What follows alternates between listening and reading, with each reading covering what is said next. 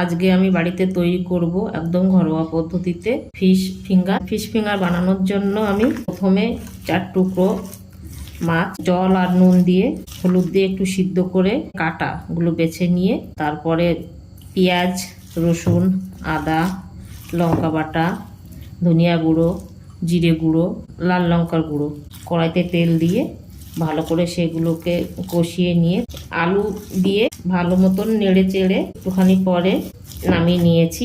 তারপরে এই যে ধনিয়া পাতা এই যে মেখে নিলাম, এই যে ব্রেড ক্রাম্ব, তার মধ্যে দিয়েছি কর্নফ্লাওয়ার, লঙ্কা গুঁড়ো, সামান্য একটু লবণ। পাশে এই যে 2টো ডিম ফেটিয়ে রাখা হয়েছে, লম্বা করে একটা শেপ দেবো, দিয়ে উনানের পাশে চলে যাব ভাজতে।